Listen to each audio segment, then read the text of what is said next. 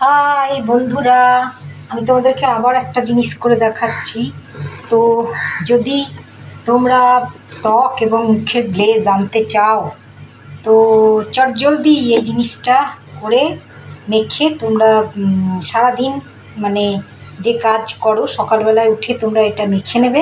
একটা প্যাক তৈরি করে দিয়ে কাজ করবে। কাজ করার পরে স্নান করার সময় তো স্নান করে ফেলবেই, তাহলে তখন মানে পরিষ্কার হয়ে যাবে। যে জিনিসটা মেখে রাখছো বলে গায়ে জামা কাপড়ে লেগে যাবে, সেটা হবে না। তো বেশিক্ষণ কিছুক্ষণ সময় যদি এটা না মেখে কাজ করো, তাহলে সঙ্গে সঙ্গে ধুয়ে ফেললে কিন্তু কোনো কাজ হবে না। মানে খানিকক্ষণ রাখতে হবে। তো আমার মুখে কি কোনো দাগ আছে সেরকম মেছেতা বা কোনো আলাদা রকম স্পট বলো, কালো স্পট বা কিছু সেরকম কি কোনো দাগ আছে?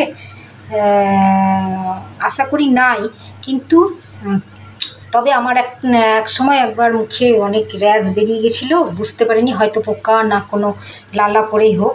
তো সেই জন্য আমার খুব মনটা খারাপ হয়ে গেছিলো, ডাক্তারও দেখিয়েছিলাম। অনেক দিন পরে সেটা আবার মানে মেলায়নি, অনেক দিন পরে মিলেছে। তো তখন একটু এই খন্দ খন্দ দাগ হয়ে গেছে এর মধ্যে। তো এতদিনে আমার অনেক বছর হয়ে গেল ওটা, তো এতদিনে আমার অনেকটা এটা প্লেন হয়ে গেছে। তো আমি সত্যি কথা অন্য কোনো কিছু মাখি না, একমাত্র শীতকালে একটু এই যে বাজাজ যেমন ড্রপ, এই তেলটা মাথায় এবং গায়ে হাত পায়েও মাখি। ভালো লাগে, আমার এই গন্ধটা খুব ভালো লাগে। আর আমি একটু সেন্টেড জিনিস ব্যবহার করতে বেশি পছন্দ করি বলে এটা মাখি শীতকালে। কোনো ক্রিম বলো বা কিচ্ছু মাখি না। এইবার মা বা কেউ কোথাও যাওয়ার সময় এখনকার মেয়েরা যা সাজগোজের ঘটা বা মানে ক্রিম মাখার ঘটা, তো তাদের মুখের চেহারা আমি দেখেছি। কেমন অত ক্রিম দামি দামি মেখেও তাদের কেমন চেহারা, কত গ্লেজ, আর না মেখে কেমন থাকি সেটাও আমি নিজেই পরীক্ষা করে দেখেছি। তো আমি অত কোনো দিনই ছোটো থেকে মাখতে পছন্দ করতাম না, বা আমার সাজ পোশাকের অত ফ্যাসিনেশন ছিল না। পোশাকের ছিল, পোশাক জুতো, সিম্পল সাজতে আমি বেশি পছন্দ করি। এমনকি আমার বাবা মা আমাকে লিপস্টিকও কোনো দিন ব্যবহার করতে দেয়নি। বিয়ের পরেই আমি লুকিয়ে লিপস্টিক কিনেছি, তাই এখন ব্যবহার করি বা পরি। তো আর গ্রীষ্মকালে একটু পাউডার, সেন্টেড পাউডার মাখতে, যে কোনো পাউডারই মাখতে পছন্দ করি। তাছাড়া আমি আর কিছুই মাখি না। বিয়েবাড়ি গেলে যে মেকআপ মাখতেই হবে তার কোনো মানে নাই। পাউডারটাকেই ভালো করে মেখে মেকআপের মতন করে অ্যাডজাস্ট করে মেখে নিলে আমার চলে যায়। মেকআপ মাখতেই হবে তার কোনো মানে নাই। আবার শীতকালেও তাই, যে কোনো ক্রিম মাখতেই হবে তার কোনো মানে নাই। যাতে মানে স্কিনটা টান বা শীতকালে একটু টান বা খড়খড় করে, তার জন্যে এই তেলে বা ভেজলিন বা বডি অয়েল মাখলে আমার আর কোনো কিছুরই প্রয়োজন নাই। অনেকে যে ওই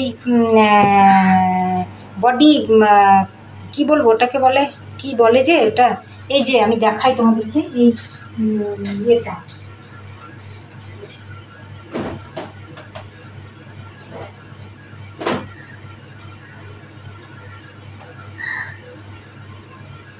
এই যে, হ্যাঁ আমার আছে সবই, কিন্তু আমি এত মাখতে পছন্দ করি না। কারণ বেশি অতিরিক্ত পরিমাণ যদি তুমি এই মেকানিক্যাল জিনিস মাখো, তাহলে তোমার চেহারার মধ্যে কোনো ইয়ে থাকবে না।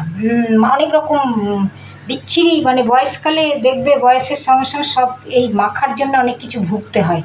অতএব বাড়িতে তৈরি করা উপকরণ দিয়ে যদি কিছু মেখে তুমি সুন্দর থাকো, যেগুলো যেমন আগেকার দিনে সর্ষের তেল মানুষ মাখতো মাথায়, গায়ে হাত পায়ে, কত যে উপকার। এখন আবার সর্ষের তেল ডাক্তারে মাখতে বারণ করছে, কিন্তু সর্ষের তেলের মধ্যে যে কত উপকার আছে, সে উপকার তো আগেকার দিনের মানুষরা পেয়েছে। কিন্তু আগেকার দিনের মানুষদের মধ্যে কোনো ফ্যাসিনেশন ছিল না, পয়সার অভাব ছিল বলে তারা ফ্যাসিনেশন করতে পারতো না, ফ্যাশনেবল জিনিস মাখতে পারতো না, দিয়ে সর্ষের তেল মাখতো, কাট গায়ে গন্ধ উঠতো।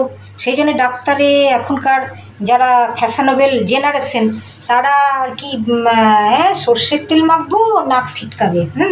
বা ডাক্তারেও বলে যে, মানে এখনকার ডাক্তাররা বলে যে সর্ষের তেল মেখেছো কেন, বা ইয়ে করেছো, বা এখন অনেক রকম জিনিস বেরিয়েছে, সর্ষের তেলের বিকল্প বেরিয়েছে, তাই জন্য হয়তো ডাক্তাররা বলে যে সর্ষের তেল না মেখে এই জিনিসটা ব্যবহার করো, তাহলে তোমার শরীর, চুল সব কিছু ভালো থাকবে। কিন্তু সর্ষের তেলের উপকারিতা কোনো মেকানিক্যাল জিনিস দিতে পারবে না। সেটা ডাক্তাররা নিজেরাও জানে, কিন্তু কেন বলে? এখন মানুষ যত অ্যাডভান্স হচ্ছে ততই আজে বাজে মানে কাঠ গন্ধ বা একটু বাজে ধরনের গন্ধ মানুষ তো পছন্দ করছে না, না? এত সেন্ট, এত বডি স্প্রে, এত মুখে মাখার ক্রিম, এগুলো আগেকার দিনের মানুষ মাখতো না। সর্ষের তেল আর নারকেল তেল মেখেই তাদের জীবন কেটে গেছে। যে তাদের মুখের গ্লেজ, রং, হ্যাঁ আমি দেখেছি কত সুন্দর, কোনো রোগ ব্যাধি নাই, ঘা ফুসকুড়িনি বা ফোট নাই। কিন্তু এখনকার দিনের মানুষরা যত এইসব মাখছে তত ঘা, ফোট, র্যাশ কত রকম বেরোচ্ছে। কিন্তু তবুও মাখছে কেন? না, মানুষ তো চায় যে একটু গন্ধযুক্ত সেন্টেড জিনিস। নারকেল তেল, সর্ষের তেলে তুমি সেন্ট পাবে না, সেই জন্যে এইরকম সেন্টেড জিনিস মাখতে লোকে পছন্দ করে। হ্যাঁ, সেই হিসেবে আমি বলছি, আমি যে পছন্দ করি না তা নয়, করি ওই জন্যেই যে নারকেল তেল, সর্ষের তেল মেখে সব জায়গায় যাওয়া যাবে না, তাহলে সাঁওতাল বলবে। সাঁওতালদের গায়ে যে নিম তেল মেখে ওরা বেড়ায়, ওদের পাশে আমরা দাঁড়াতে পারি না। কেন দাঁড়াতে পারি না? ওই কারণে, ওদের গায়ে একটা বিরাট গন্ধ লাগে আমাদের। তো ওরা এইসব জিনিস মাখে না, কিন্তু আমাদের থেকে ওদের অনেক বেশি মানে ক্ষমতা, অনেক বেশি ওরা কি বলবো, অনেক সাঁওতালের মুখে কিছুই মাখে না, অথচ খুব গ্লেজ বা খুব ঘাম তেল ছুটে বেড়ায়। সেই জিনিস আমরা মেখেও দিতে পারবো না, হতে পারবো না, মানে ওদের মতন অত সুন্দর চামড়া, স্কিন হতে পারবে না। তো তবুও আমরা মাখি, কারণ আমরা হচ্ছি মানে ফ্যাশনেবল জগতে। যদি এখন বলি আমি সর্ষের তেল আর নারকেল তেল মেখে আমি বেরোই, তাহলে আমাকে কেউ মানে মুখ বেঁকানো ছাড়া ভালো হাসি মুখে জিনিসটা নেবে না। তো সেই জন্যে আমি বলছি যে এই যে আমি নিয়ে এসছি, তো আমি একটা প্যাক তৈরি করে নিয়েছি। এখানে নিয়েছি তোমার বেসন, কিছুটা পরিমাণ, আর হলুদ, আর নিয়েছি লেবুর রস। এইটা তোমাদের তৈরি করা দেখালাম না, মানে আমি আগে তৈরি করে নিয়েছি লেবুর রস। তো লেবু আমার আছে, আমি লেবু দেখাচ্ছি তোমাকে। হলুদ তো নিলাম রান্নার সরঞ্জাম থেকে, বেসন আর হলুদ নিয়েছি। আর এই যে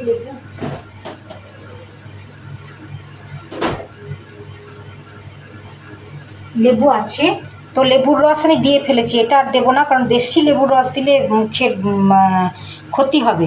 অল্প পরিমাণে দিয়েছি, তবে তোমরা পাতি লেবুর রসটাই দেবে। এটা হচ্ছে গন্ধরাজ লেবু, না পেলে গন্ধরাজ লেবু, কিন্তু পাতি লেবুর রসটা বেশি ভালো হবে। তো পাতি লেবুর রস, তো এখানে আমার গোলাপ জল আছে, আমার সবই আছে, না থাকা কিছু নয়। গোলাপ জল ঢেলে দিয়ে দেবো একটু, এই ঢেলে দিলাম গোলাপ জল।